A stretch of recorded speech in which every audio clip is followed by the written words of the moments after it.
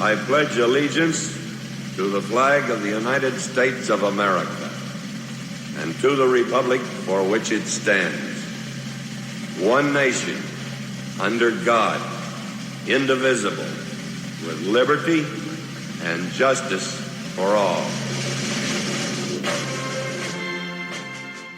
Welcome to the Vietnam Veterans News Podcast. News of interest about Vietnam veterans from a Vietnam veteran. Now, here's your host, Mac Payne.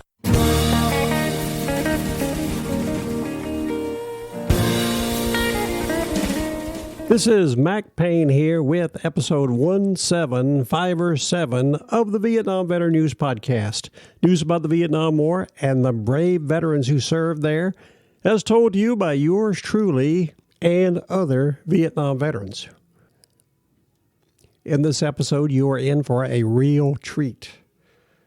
Vietnam veteran extraordinary John Shoemaker is coming back on the podcast to share with us a spine-tingling story about an event that occurred out at Cam Duck during the Vietnam War back in 1970.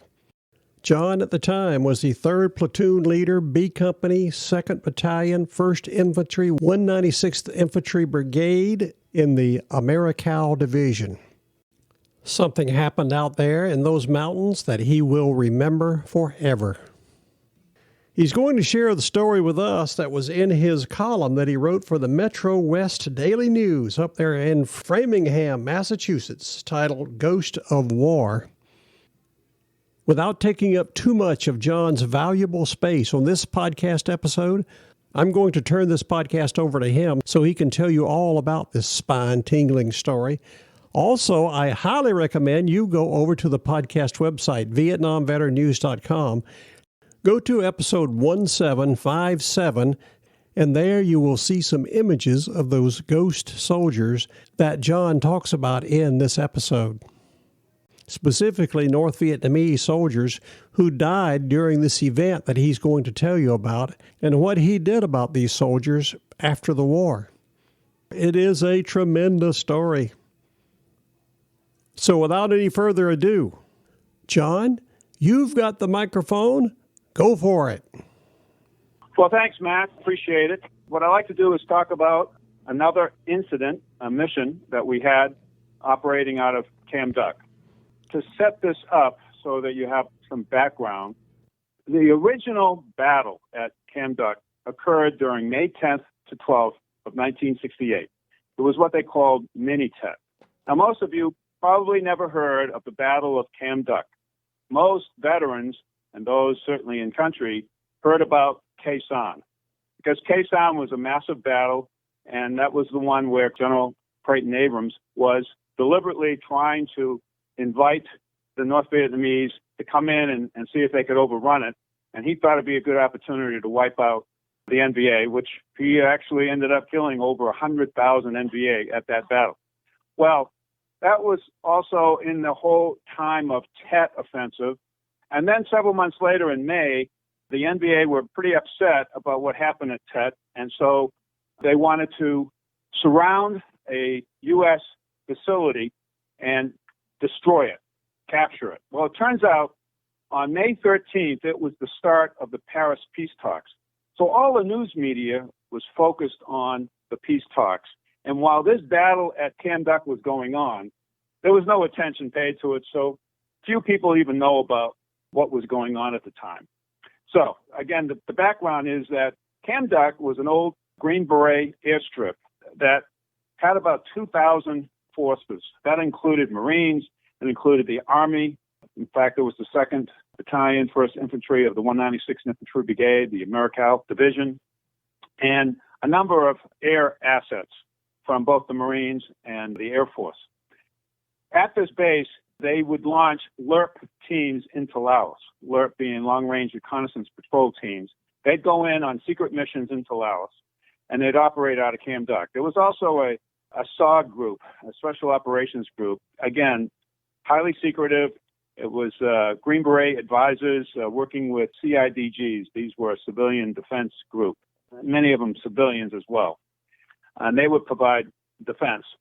In total, there was about as I said, about 2,000. Well, they eventually were surrounded by two regiments of the North Vietnamese Army, the NVA. That comprised somewhere over 5,000, some estimate as high as 8 to 10,000 regular infantry troops of the North Vietnamese Army. They intended to surround and capture and kill the entire force that was there. Westmoreland checked with Lyndon Johnson, the president, and they made the decision to pull out. This is one of the only times they really made a decision to pull out a decent-sized force completely while under attack. And so it was a big battle in those 3 days of trying to get out before the Paris peace talks would start, which means the NVA would have to stop fighting. The NVA were desperate to wipe out the Americans in particular, capture them if possible, or kill them, and then they had media teams, TV and whatnot. They were going to film everything. Well, during the battle, there were 9 aircraft that were shot down, including 2 huge C-130s. We lost 13 killed, 92 wounded Americans, and 37 were missing. Some of those were recovered later. The Arvins, they lost 10 killed and 58 wounded, and a 95, almost 100 missing and were never accounted for. And there were 150 civilians were killed. It was quite the battle in that regard because it lasted the 3 days. Now, we successfully pulled that off, the escape from Cam Duck. And that was in, as I say, May of 68. And we got out of there, and it was then overrun with all the NVA, and that was the entrance into Laos for the Ho Chi Minh Trail, a major supply route. Okay, 2 years later, I am part of the 2nd Battalion, 1st Infantry, the 196, and in June of 1970, the 2nd Battalion became, quote, the swing battalion for the Americal Division. The battalion was called upon to initiate what was termed, the named, Operation El Canyon. It was one of the largest operations in recent I Corps history at that time. On July 12th, the entire battalion was called to retake that field at Cam Duck. In a joint operation with the 6th Regiment of the 2nd Armored Division, Army of South Vietnam, the Arvin Division, the battalion continued operations in the area to destroy NVA resupply routes known to be used for transporting all the supplies and equipment from Laos and from North Vietnam into South Vietnam. After 6 weeks of search and clear operations, we then pulled out again after we had killed over 250 NVA in various battles in and around Cam Duck. And then after Cam Duck, the entire battalion moved to the vicinity of Hau Duck, H-A-U, Duck. All right, that's the background. So now I want to turn to one particular incident that as a platoon leader for the 3rd Platoon of Bravo Company, I arrived at Cam Duck without knowing all of the background. If I had known all of that background, how it was overrun and it was just a massive battle and we escaped only because the weather was good, if the weather was not good and they couldn't provide the air support, because there was something like 24 B-52s flew over that area and bombed the heck out of it. And they brought in other aircraft and fighter bombers and so forth. If it wasn't for all of that, we would have lost about 2,000 personnel. It would have been a big disaster. But as it turns out, the weather was clear during the monsoon season, which made it dramatic. So when we landed in 1970 to retake it in July, my platoon was given the south end of the airstrip to defend. So this airstrip, as I mentioned before in a past episode, was surrounded by mountains, was on a flat plain, and on the east side, there was a drop-off, kind of a gorge that went down to a river that was at least 50 feet, narrow parts wide, and then you'd have to go up the other side, back the plateau on the east side. So as we landed, we quickly organized and secured our defenses. We had to complete the bunkers and make sure that we're all set. But after 2 days, it was quiet. There was no activity going on from the enemy. We hadn't been fired upon, nothing. And it was literally too quiet. We had intel suggesting that there was movement all around us. So the battalion commander wanted to have some more patrols go out from all directions to see if we could find the enemy. And so my platoon was asked to move out from the south end of the strip, cross down and over the river and up the other side and set up an ambush. Well, in doing something like that, knowing that this is going to be at least a 2 or 3 day mission, and knowing I'd be going out a while, this is where, as a platoon leader, you check to make sure you have the right weapons, that everybody is checked, that they're carrying the right loads, whether we have enough M60 machine gun ammo, M72, we have laws, we have, myself, I want to make sure I had flares to warn when we're coming back in the perimeter so we don't get shot, as well as if we need help. With maps in hand and ammo supplies, we ended up leaving the perimeter and heading out. We did so in a single file, and as I mentioned earlier, I would always typically walk third in the file so that I would know if we made contact, how to react, what tactical movements we needed to get the rest of the platoon in place to either respond to the attack or to retreat or whatever. So we started out and down the side, and it was thick. We had to take time. We had some machetes and we're cutting through. After some time, we got to the bottom. And then we had to figure out a place to cross this river and how deep it was. No one knew. After scouting it, my big concern was, here I have 23-odd soldiers. If we get halfway across that river and it's an ambush and they're waiting for us on the other side, we really would be in an unfortunate position. It would be impossible to get out of there quick without losing somebody. So the initial effort was to line up on one side of the river, provide force protection, and have 2 or 3 cross the river and scout it out before we committed to crossing the river. We also needed to extend a thick rope across so that you could grab a hold of it. The current was fairly strong, and remember, we have heavy rucksacks, 50, 60 pounds for many of us, with your weapon, and we had all types of weapons, of course, mainly M16s, ammo, and so forth. If you tripped on the way across that river, you could be carried down and you'd drown. So we used the rope. We made the crossing slowly.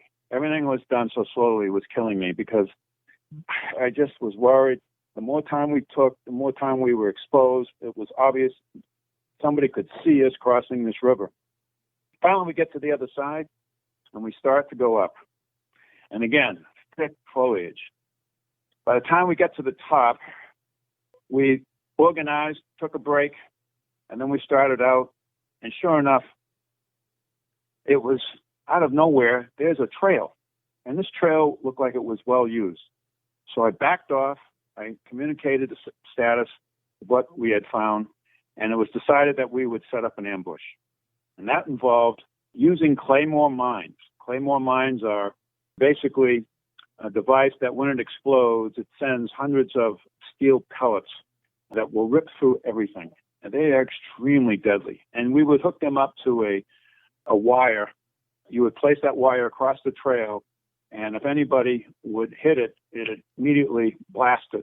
So we set up the claymores on both ends of the trail, and I moved the platoon off the trail. We created a kind of a rectangular position along the trail, and then, of course, on each flank and behind us, knowing basically we're on the edge of this plateau, so what's behind us is right back down the gorge to the river. And on the other side, almost directly and north a bit, is battalion headquarters on the airstrip, just to the side of it, on my side of the airstrip, along with a 155 howitzer battery. They had at least 3 guns, I think a total of 6 guns there, and they would provide artillery support for all the units operating in the area. Okay, after getting everything all set, nightfall was coming, making sure everybody's in place. We can't dig, don't want to make any noise. Everything is noise discipline. You have to be really quiet. And then nightfall came. And I admit this time I decided for the first time after being in country for 5 months, gee, I hate sleeping on the ground with the bugs and the snakes and everything else that can crawl on you and you get bit, even with using bug juice. It was distasteful, let's put it like that.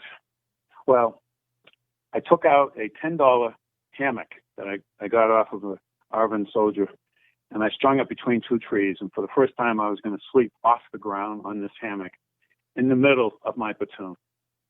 And all the rest were laying on the ground, but I decided I'd do it this one time because when it got dark in that thick foliage, it's triple canopy jungle. I mean, 3 layers of foliage that made it so dark that at one point I'm sitting there in my hammock and I put the hand to my face, and as close as I could get until I touched my nose, I could not see it. It was that dark, black, nothing. And it was quiet except for the bugs, and you could hear the buzzing of the flies and so forth. And everybody was clear about not talking, making any movement. This is ambush time. I fell asleep, and about 5 o'clock in the morning, and I did kind of wake up a bit, and I'm thinking, boy, it's so quiet. About that time, you would have thought the world exploded.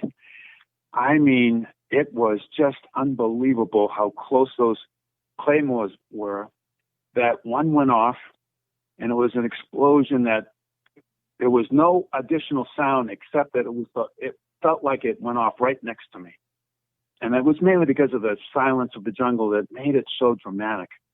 And then everybody obviously is awake, and we're trying to look in the darkness what's going on. You can't see anything. And then a few minutes later, bam, another one goes off.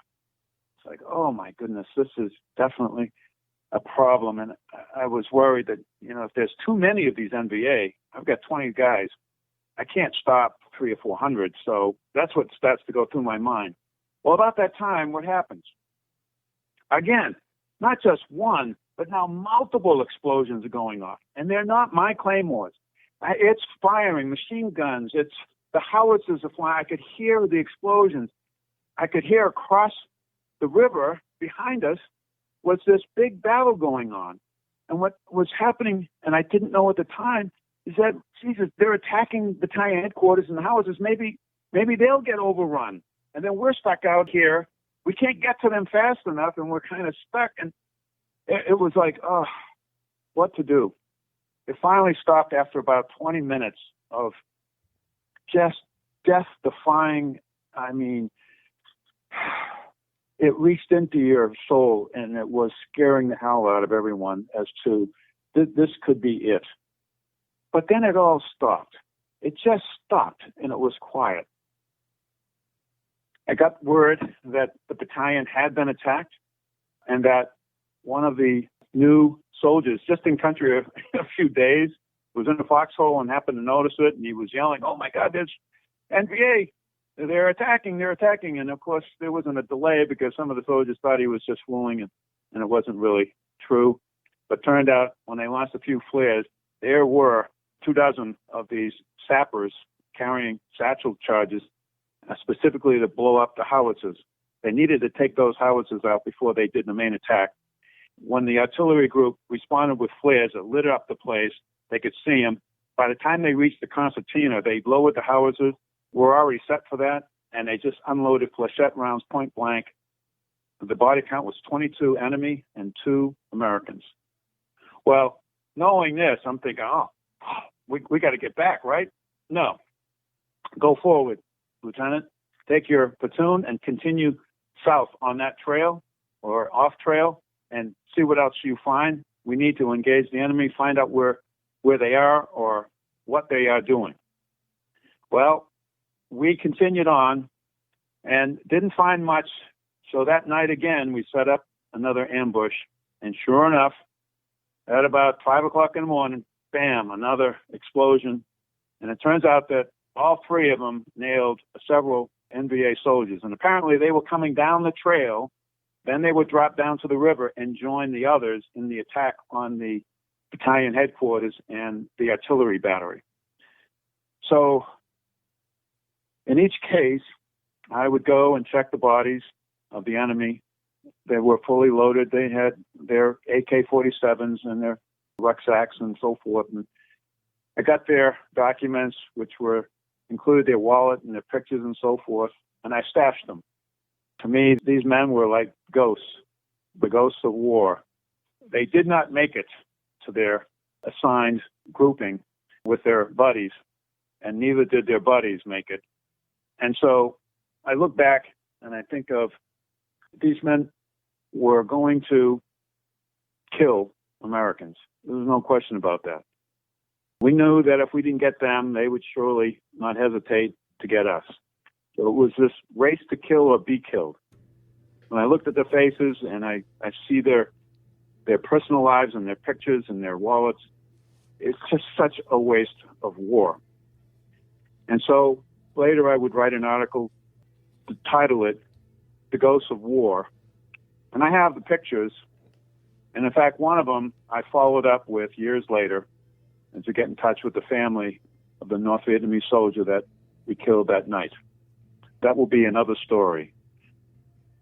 My efforts here today are really to put in this podcast a story that is one of many that really is about courage, remembrance, respect, and honor for those soldiers that sacrificed to be there, sacrificed and lost, and the memory of what was done. The lesson is that anticipation is everything. Intelligence is good, but mostly you can't depend on it.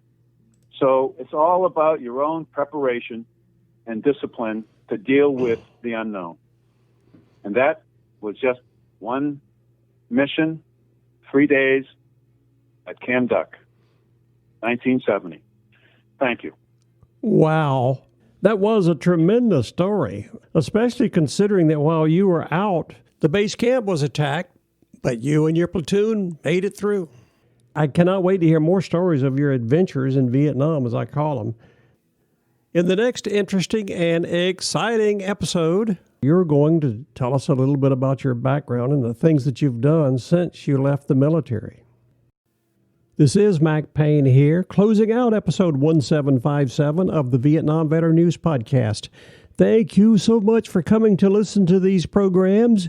You are cordially invited to return again soon and often to listen to more that will be coming your way on this podcast, the Vietnam Veteran News.